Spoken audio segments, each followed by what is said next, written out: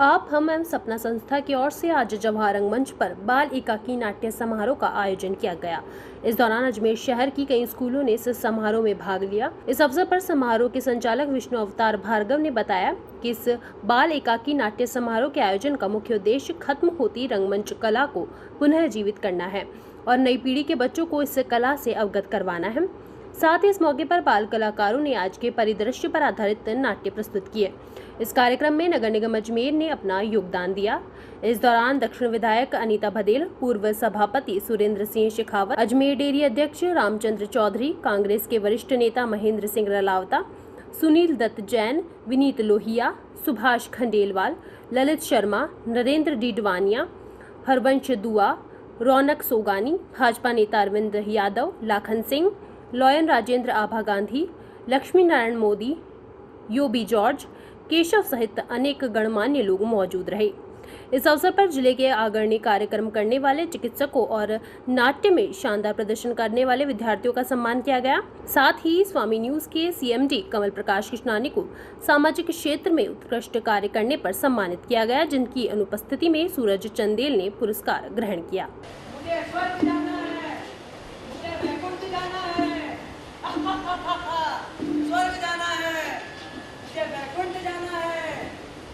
स्वर्ग भेजो, मुझे वैकुंठ भेजो, मुझे स्वर्ग भेजो।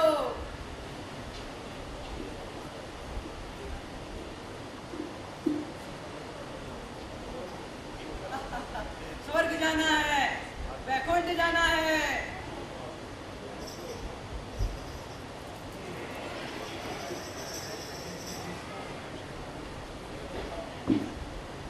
जहान धर्म न बुद्धि नहीं, नीति नास्ति जन समाज। ते सहिया कुहीन से, ते सहिया कुहीन से, जैसे चौपट राज। अंधेर नगरी चौपट राजा, टके सिर बाजी, टके सिर खाजा।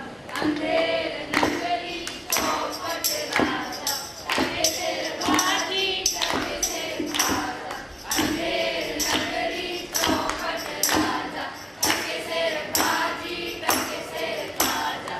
अंधेर नगरी चौपट राजा, टके सिर बाजी, टके सिर खाजा।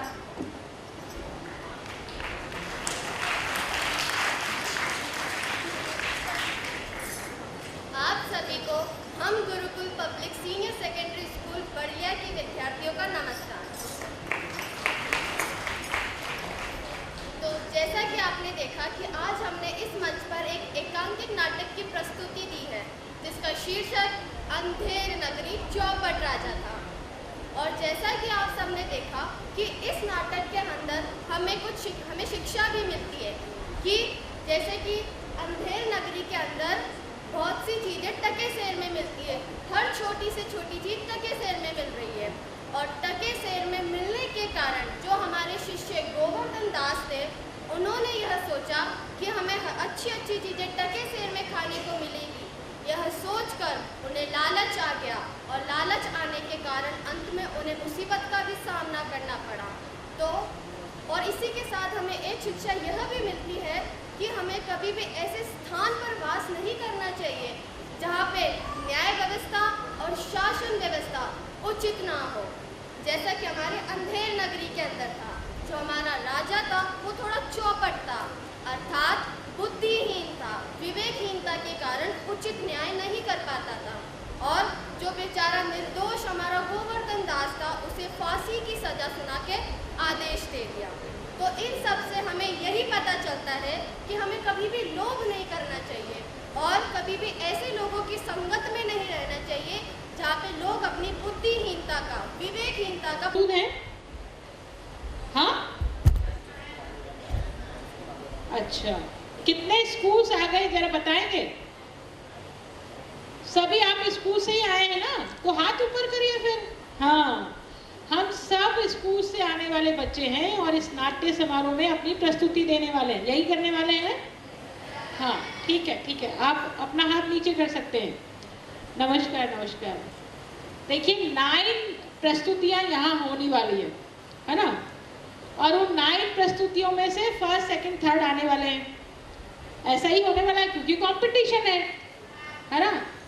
अब कंपटीशन में 9 बच्चे बहुत कम संख्या है ना, मतलब बहुत बड़ी संख्या नहीं है, परंतु एक नाटक के मंचन में लगभग आधा से पौना घंटा लगता है, और इसलिए ये समारोह में बहुत टाइम होता है, टाइम टेकिंग होता है ना। आपको कितना मिनट्स दिया है वैसे, किसी को जानकारी है? 30 से 35 है ना, 30 से 45 मिनट्स आपको दिए हैं। तो ऐसी स्थिति में यदि 9 वैसे देखें समय के अनुसार तो बहुत बड़ा समय इसमें 9 प्रस्तुतियों में लगने वाला है। लेकिन ये जो 9 प्रस्तुतियां यहाँ होने वाली है,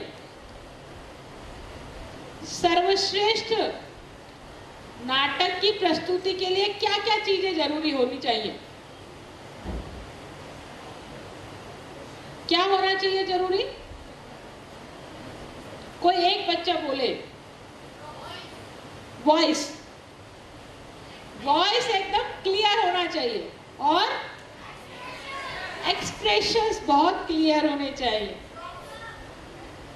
जिन्होंने वॉइस के लिए बोला है, जिन्होंने एक्सप्रेशंस के लिए बोला है, तो ये इस मंच पर, जवाहर रंगमंच के इस मंच पर हम नाटक की प्रस्तुति देने वाले हैं। उसी तरह से ये पूरा संसार एक रंगमंच है। आया समझ में? ये पूरा संसार एक रंगमंच है, और हम सब इस रंगमंच की कठपुतलियां हैं, अपनी अपनी प्रस्तुति देने वाले हैं। वो कहते हैं ना कि मनुष्य जीवन पाया है, तो इस मनुष्य जीवन ये संसार की सर्वश्रेष्ठ कृति है, और इसी कारण से वो अपने आव भाव, जानवर को कहते हैं वो अपने भाव चेंज कर ले, वो कर सकता है क्या? नहीं कर सकता। इंसान अपने भावों को चेंज कर सकता है, तो अपने भावों को बना सकता है। अपने मुख पर मुझे दुख है लेकिन फिर भी स्माइल करनी है, होता है ना। मेरे दुख को मुझे प्रकट नहीं करना है, मुझे स्माइल करना है। इस मंच पर, इस संसार रूपी मंच पर मुझे जीवन नकारात्मक नहीं सकारात्मक होकर के जीना है। तो जो ये भाव इस मंच से सीखेगा, वो जीवन में भी उसी भाव से उस जीवन को जिएगा। इसलिए जीवन को जीने की कला आनी है तो इस जवाहर रंगमंच पर प्रस्तुति देकर के आ सकती है। तो हमारी वॉइस क्लियर होना चाहिए, हमारे कॉन्सेप्ट एकदम क्लियर होना चाहिए, और हमारे भाव, ठीक है। और क्या होना चाहिए? ये 2 चीजें हमने डिस्कस की, और क्या होना चाहिए?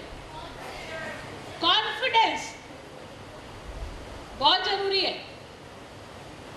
है ना। मैं जो कुछ यहाँ बोल रहा हूँ उस पर मुझे विश्वास है, कॉन्फिडेंस है।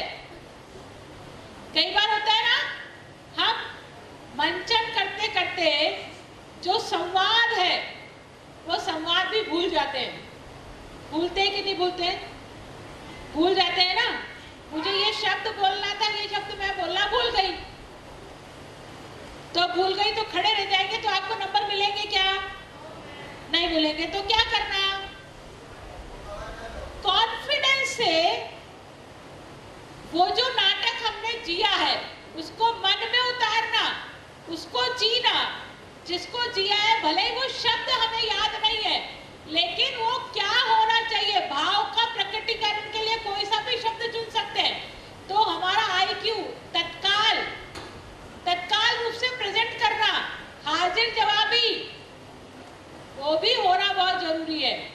कि मैं संवाद का वो एग्जैक्ट शब्द भूल गई हूँ, तो मुझे ये बात कहनी है, तो इस बात को कहने के लिए यदि वो शब्द नहीं है तो मैं इस शब्द को भी उस बात को कहने में कभी समय जाया नहीं करूंगी, और तत्काल अपनी बात को कह दूंगी, है ना। देने जाते हैं और इंटरव्यू में एक बच्चे से पूछा गया भाई आप क्या कर रहे हो, तो उसको लगा कि भाई क्या कर रहे हैं आप, क्या पढ़ रहे हो, तो उसने बोला कि मैं एमएससी केमिस्ट्री में कर रहा हूँ। तो तत्काल दूसरा क्वेश्चन था भाई केमिस्ट्री क्यों, फिजिक्स क्यों नहीं, बायोलॉजी क्यों नहीं, तो उसको जवाब तो था नहीं क्योंकि उसने बीएससी के बाद में उसको एमएससी केमिस्ट्री में करनी थी। तो उसने क्या किया कि केमिस्ट्री इज मिस्ट्री, इसलिए मैं केमिस्ट्री में कर रहा हूँ, केमिस्ट्री इज मिस्ट्री। अब ये सही जवाब नहीं है हालांकि, परंतु उसको जवाब देना था तो उसने तुरंत जवाब दे दिया। ठीक है, तो कॉन्फिडेंस लेवल इससे आता है। तो ये जो मंचन है, यहाँ से आप बहुत सारी चीजें सीखने वाले हो, कॉन्फिडेंस, क्लियरिटी, है ना, और एक्सप्रेशंस। यदि एक उदाहरण देती हूँ, है ना, मेरे परिवार में किसी की मृत्यु हो गई, ठीक है, और भैया ने मुझे इनवाइट किया है इस कार्यक्रम में आने के लिए, और ये फोन कर रहे हैं मुझे, अनीता जी आप आएंगे, अरे भाई साहब हाँ, मेरे घर में किसी की डेथ हो गई। मैं हंसते हुए इसको बोलूंगी तो सामने वाला मुझे बेवकूफ समझेगा कि नहीं समझेगा, अरे इसके घर में डेथ हो गई और ये बोल कैसे रही। तो भाव, शब्दों, स्वर का उतार चढ़ाव और एक्सप्रेशन। शब्द क्या है, मेरा जो स्वर निकल रहा है उसको वो ऊंचा स्वर है कि निम्न स्वर है कि मध्यम स्वर है ना, ये भी बहुत जरूरी है। इसलिए क्या शब्द बोल रहे हैं, क्या प्रस्तुतिकरण कर रहे हैं, उस भाव के साथ हम बोलेंगे तो यहाँ हम अपना बेस्ट कर पाएंगे, और जो बेस्ट कर पाएगा वो जीवन में भी बेस्ट ही कर पाएगा। ये सिर्फ एक कंपटीशन नहीं है, यहाँ से आप बहुत कुछ सीख कर भी जाने वाले हैं। जो बच्चे प्रस्तुतिकरण देने वाले और जो सामने बैठ करके देखने वाले हैं वो भी समीक्षा कर सकते हैं कि यदि इस नाट्य प्रस्तुति में 4 पात्र हैं तो 4 पात्रों में सबसे बेस्ट किसने दिया है, या आप खुद भी समीक्षा कर सकते हैं। यहाँ जजेस तो हैं, हमारी दिशा कृष्णानी जी, माधवी जी एज ए जज तो आई हैं, लेकिन हम भी उसको जज कर सकते हैं और जज करके सीख सकते हैं कि किसने क्या कमी की है, उसको हम पूरा करें। और बहुत सारी चीजें होती हैं, है ना, हमारा सब्जेक्ट क्या है, किस सोशल कॉज को लेकर के हमने किया है, ये बहुत सारी चीजें होती हैं। पर चलो मेरे को नहीं बोलना, बहुत सारी चीजें बोल गई, है ना, पर आपने इस कंपटीशन का हिस्सा बने हैं, इसलिए आपको बहुत बहुत बधाई। मेरी ओर से आप बहुत अच्छा प्रस्तुतिकरण यहाँ करने वाले हैं और यहाँ से कुछ सीख कर भी जाने वाले हैं। वो कहते हैं ना कि कंपटीशन में हिस्सा लेना बहुत जरूरी है, जिसने हिस्सा लिया वो बधाई का पात्र है। फर्स्ट, सेकंड, थर्ड आना जरूरी नहीं है, पर कंपटीशन में हमने कोशिश की है वैसा प्रस्तुत करने की, ये बहुत बड़ी बात है। इसलिए आप सब इस कंपटीशन का हिस्सा बने हैं, इसलिए आपको बहुत बहुत बधाई, ढेरों ढेरों मेरी ओर से शुभकामनाएं। और इस मंच को उपलब्ध कराने वाले हमारे अजमेरू बाल एकांकी नाट्य समारोह के सभी सदस्यों को भी बधाई, क्योंकि इस तरह का कंपटीशन कोई संस्था नहीं है जो अजमेर में कराती है। लेकिन आप पिछले 18 सालों से, 18 साल किसको कहते हैं, है ना, एक जिस बच्चे का जन्म होता है वो मतदाता बन जाता है 18 साल बाद, तो होता है कि नहीं होता है ना। तो 18 सालों तक सबके सहयोग से, अब ये जवाहर रंगमंच बुक कराया है तो इसमें भी पैसे लगे हैं और बाकी की व्यवस्थाएं कराई है, ये फूल माला आई है, ये माइक आया है, ये बैनर आया है, ये दीपक आया है, सब में पैसे होते हैं ना, खर्च होते हैं ना, हाँ। और फिर आपको पुरस्कार भी देंगे, तो इनको क्या मिलने वाला है, इनको कुछ मिलने वाला नहीं है इस चीज से, परंतु मेरे अजमेर शहर की प्रतिभाओं का निखार हो। मैं भी तो जानूं, ये मंच खोजता है कौन से स्कूल की कौन सी प्रतिभा है जिसको हम रंगमंच का कर्मी बना सकते हैं, रंगमंच का नाट्यकर्मी, नाटक का के रूप में, नाट्यकर्मी के रूप में उसके व्यक्तित्व का विकास कर सकते हैं, उसको और आगे बढ़ा सकते हैं। तो ऐसे बच्चों को ये मंच उपलब्ध कराने वाली इस संस्था को बहुत बहुत बधाई, बहुत बहुत शुभकामनाएं। सबके सहयोग से आप इस कार्य को अंजाम देते हैं। मेरी शुभकामनाएं हैं कि आने वाले वर्षों में भी आप लगातार ऐसे आयोजन करते रहेंगे। समस्त पदाधिकारी साथीगण, मेरे अभिन्न मित्र और घनिष्ठ मित्र बना तमाम मेरे दर्शक साथीगण, ज्योतिश्री, आज हमारे भी कोई प्रोग्राम था डेयरी में, अपना आदेश था कि मुझे हाजिर होना है, मैं बीच में आया क्योंकि जाने का रास्ता भी शायद ब्लॉक हो सकता है थोड़ी देर ड्यूटी करने का, तो मैं ज़्यादा समय नहीं रुकते हुए आपसे एक क्षमा चाहता हूँ। परंतु आपके इस कार्यक्रम की मैं पूरी प्रशंसा करता हूँ कि समाज सुधार के लिए ये नाटक, ये मंच और ये जो कार्यक्रम होते हैं आज से नहीं, आज़ादी से पहले भी बहुत प्रभावशाली रहे और इन नाटकों के मंचन से आज़ादी से पहले भी लोगों में जो है प्रेरणा भरते थे कि आज़ादी कैसे प्राप्त की जाए। आज हम देश आज़ाद हो गया तो समाज सुधार के लिए भी ये कार्यक्रम चलते हैं, बहुत ही प्रभावशाली कार्यक्रम है। मैं भगवान से प्रार्थना करता हूँ कि आपका कार्यक्रम बहुत शानदार सफल हो और जो जीतेंगे विजेता रहेंगे उनको भी बधाई, और जो विजेता नहीं रहे वो अगले साल और तैयारी करें जिससे कि हमारे भाई नरेंद्र जी भारद्वाज, विष्णु जी एवं उनकी समस्त टीम, उसको मैं बधाई देना चाहूँगा कि सफलतम 18 साल, और जो मेरी इच्छा थी कि ये कार्यक्रम एक बार जवाहर मंच पर होना चाहिए, तो आज जोर से ताली बजा के इसका अभिनंदन करें कि ये कार्यक्रम 18 वर्ष के बाद जवाहर रंगमंच में हो रहा है। पहले सूचना केंद्र पर आयोजित हुआ करता था, और मेरा कोई भी ऐसा वर्ष नहीं है जिस वर्ष में नहीं आऊँ। 18 वर्ष से हर कार्यक्रम में मैं इस कार्यक्रम में आया हूँ, और एक नन्हे से बीज की तरह चालू हुआ था और आज वटवृक्ष बन गया है। और इस कार्यक्रम में अधिक से अधिक स्कूल और संस्थान इसमें अपनी प्रस्तुति प्रस्तुत करते हैं। और आज के युग में आपने देखा होगा कि लोग बाग सोशल मीडिया पे ज़्यादा लग गए हैं, थिएटर में विश्वास कम करने लगे हैं, लेकिन ये संस्था जीवांत करती है थिएटर व्यवस्था को, कि थिएटर में जिस प्रकार से ड्रामा होते हैं, नाटक होते हैं, इनको देखने के लिए प्रोत्साहन देना और अच्छाई जो समाज में है उस अच्छाई को आपके सामने प्रकट करना, ये नाटकों का महत्वपूर्ण उद्देश्य रहता है। इसलिए मैं इन्हें बधाई देना चाहूँगा, इस संस्थान को साधुवाद देना चाहूँगा। इसी प्रकार से ये हर वर्ष करते रहे और अधिक से अधिक स्कूल इसमें पार्टिसिपेट करते रहे। सभी स्कूल वालों को, जूरी को, सभी को मैं बहुत बहुत धन्यवाद देना चाहूँगा कि आप सब लोगों ने ऐसे कार्यक्रम में हिस्सा लिया और हमें यहाँ बुलाकर जो सम्मान दिया उसके लिए संस्थान को बहुत बहुत धन्यवाद, साधुवाद। जय हिंद, जय भारत।